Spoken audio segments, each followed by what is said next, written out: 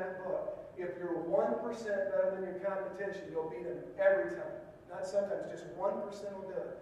He said if you score 100 points in a basketball game and they score 99, and you do it 30 games in a row, you're unbeaten, national champion. So he said the key to getting 1% better than your competition is to encourage your entire company to participate and give little 1% improvements.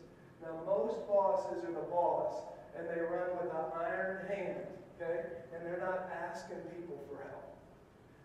I tried this, and then people are scared to give help if the boss rips their head off. So when I first started the Hatch Agency, I learned lots of lessons, which are all in that book, but we have a free copy for you when you leave, called 55 Steps to Outrageous Service. One of the things I did in staff meeting was I asked my people to get out a file folder, and every day when they came to work, if they saw something that could be done better at the Hatch Agency, write it on a big white sheet of paper, drop it in that file folder. Bring that file folder to my staff meeting and tell me what it is that we could do better. So the first staff meeting after that, we did that. I said, all right, we got their staff folders, and almost nobody had it.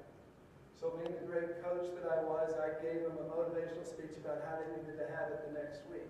So the next week, they come back, again, they don't have their blank file folder. So I asked one of them, what is your 1% improvement? Where's your file folder?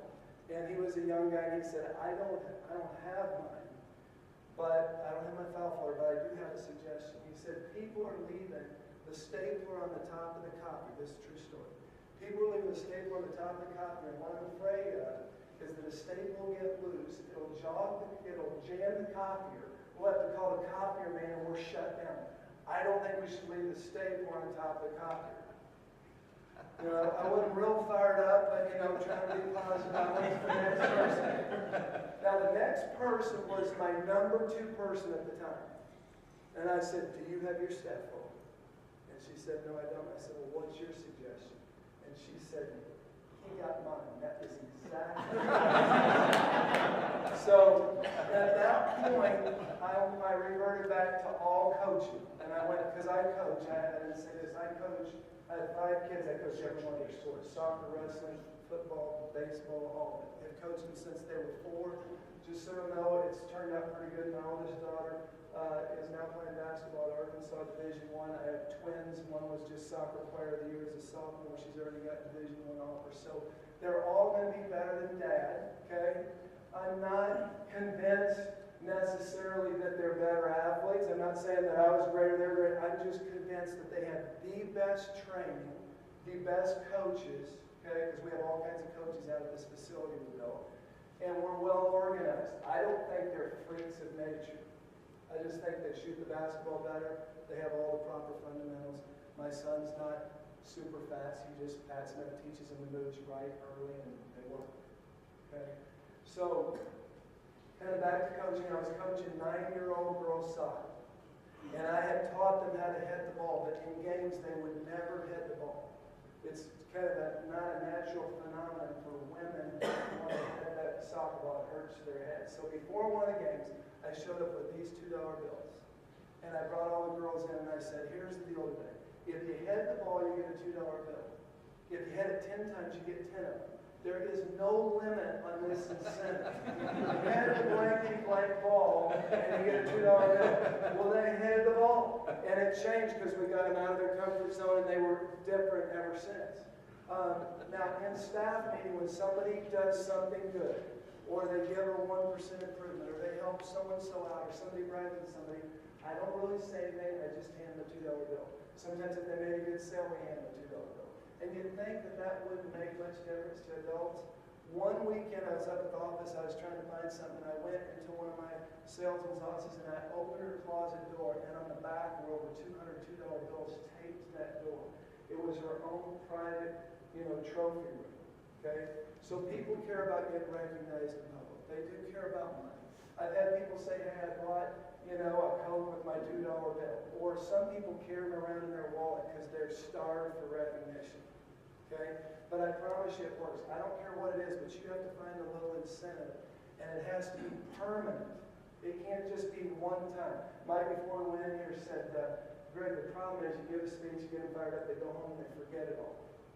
Okay, I had a good dad. My dad said, success is a cinch by the inch. Okay, you have to keep doing a little bit every day. He goes in on Saturday, he plans his whole week from 8 to 12. I have a saying that you have to have your day finished before it started. We send a to-do list to our employees every single day with a motivational quote. My secretary does it to remind them to do their to-do list. They don't always do it, okay? But just to show you why they don't, does anybody have a to-do list on them right now that they can show me? Has anybody finished their day today before it was started? Show me a to-do list. Doesn't have to be pretty. I just like to see somebody got up and got organized. Okay? We got a Franklin planner back here. Good. Okay? You got one? Squares. Okay, good. Okay? Now, I don't know, I keep giving out books. Does anybody know why I give out books? Get rid of them. You will be Zig Ziglar. I had listened to all those dang Zig Ziglar tapes. If you're a salesman, you listen to Zig Ziglar. Has anybody ever listened to Zig Ziglar? And I find out as many coaches, we probably listen to Dick Rock and other people like that. But I will tell you, Zig Ziglar could have been a coach. He said that motivation is not permanent and neither is bathing. Okay? So every day we get up and take a bath, okay? Every day you need to also get up and work out. Every day you also need to read the paper. Every day you also need to find a book. There's a chapter in the book that says you need to read a book a month. So what changes me after I'm out of college are books and movies. I love movies. It allows me to sit there quiet and dream. I don't have 80 people asking me something. I get to sit there and get a dream. But you change when you read books. Sometimes you read a book, you only get one idea.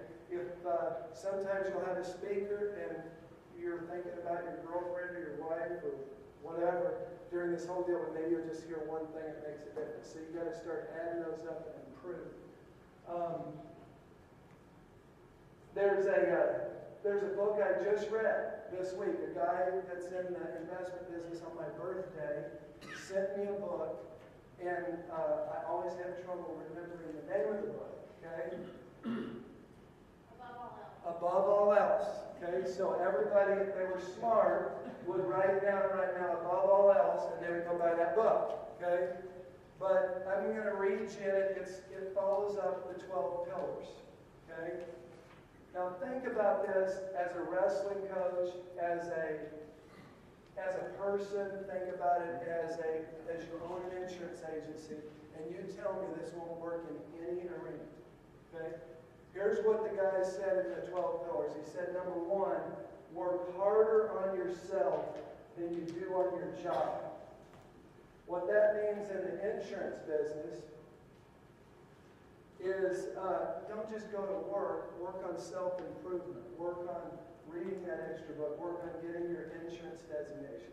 If you're a wrestling coach, it means while you're riding the bike, have the video of John Smith's single leg series in the video, watching it.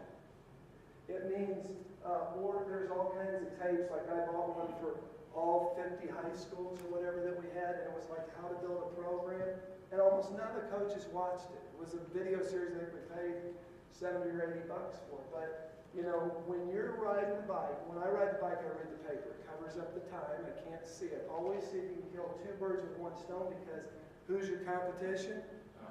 Time, okay? So I'm getting twice as much done as the guy who's not reading the paper and is just screwing off, okay? Or looking at that time and being miserable, okay? So work harder on yourself than your job. Number two, live a life of health. I told these guys when you walk in, these wrestlers will be in better shape than the rest of America. We're not perfect, but in better shape because you learned discipline back when you were wrestling, okay? But you got to get up every day, and you got to work out, you got to do the right things, you got to set the example as the coach for your team. Plus, you got to live longer, you got to be more vibrant, you got to be healthier, etc. One of the things I love to tell about Pat Smith, and he wouldn't mind me breaking confidentiality. He went to the doctor the other day, a few months back, and they told me he had high cholesterol and he had to get on the cholesterol medication. Now, here's a guy that's won 4 NCAA titles. He wrestles all the time. He's in perfect shape, but he's got absolutely bushcraft heredity. Okay? Leroy's got another, his whole family just born that way. Okay? And the doctor said, you're going to have to get on this medicine. And he said, I'm not going to do it. And the doctor said, no, you're going to do it or you're going to have a heart attack. He goes, is there any way around? He said, you'd have to never eat meat again of any kind. It's just fish. Okay? And you can never have ice cream. You can't have sugar and all this stuff. He goes, I can do it. So I'll give you 90 days to drop that 45 points. He dropped it 45 points in 90 days. He lost 8 or 9 pounds on an already lean body. But I love telling that story because the reason he's a 4-time national champion is the same reason he can do that. He's a freaking animal in the mind. One thing I've learned from him is that, the Smiths all they don't look like national champs. They just look like normal guys, don't they? I mean, John's not all bowed up. Where they're different. And who I always talk to when I talk to the Smiths? I want to talk to Daddy Smith, Leroy Smith, and I want to talk to Mama Smith, because anybody that raised 4 All-Americans and 3 national champions, I want to know how the heck they did it. When you talk to Daddy Leroy, you'll figure out why they were national champions. Okay? He's the most valuable of all. One of my favorite quotes, chapter 42 of the book, is on Dan Gable. When he retired from Iowa, I'll never forget it. Remember I said it's the things you read? It changed me as a businessman. They write this big long article on Gable, and they say, what was your greatest satisfaction coaching? Was it or as a wrestler, was it all those national titles you won, the Olympic gold? Was it the 15 team national titles? What was it? He said, and I'll never forget it, we have a bronze sign in our office that says this. It was a greater honor, okay, to coach those kids, okay, to the 15 national titles by 130 All-Americans. It was a greater honor to teach them how to be the best than to be the best myself. Well, translate that to the insurance business. What it means is, let's say I'm the best insurance salesman in America. I'm not going to make as much money as if I can teach 25 more degree salesmen. Okay, so what made him valuable was he made all those All-Americans. He just, by himself, he won 2 national titles, 1 Olympic gold. How many national titles did he coach, and how many gold medals did he coach? So he's more valuable. You as a head coach can monopolize your practice. You can have, I get so frustrated because I'm helping coach a school team right now in football, which means I'm not in control. Okay? And I'm used to being the head coach most of the time. But I'm participating, and I'm trying to learn, be open-minded. But we got 40 kids, and we got 3 guys doing this drill, or 4, and everybody's standing and watching. He's got 10 assistant coaches. And I'm trying to tell him, hey, you'd get more done if you gave each of the 10 assistant coaches 3 guys, and we did the same drill at the same time, even if they're not as good as you at teaching it. And if you're really smart, you'd quit teaching it all, and you'd have all 10 assistants do it, and you'd walk around from area to area and correct it. Okay? Is that right? It's true. Okay? So, I mean, business wrestling, same deal. Okay? Business football, same deal.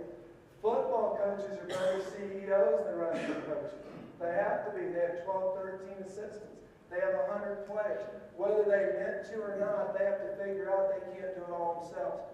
We may not have figured all that out. Okay?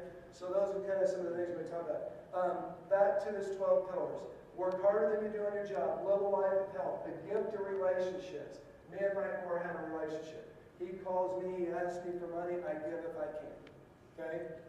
He comes to Arkansas. He gets me to do different things. I have insurance carriers, okay, that are my relationships. Now this next point is really, really important.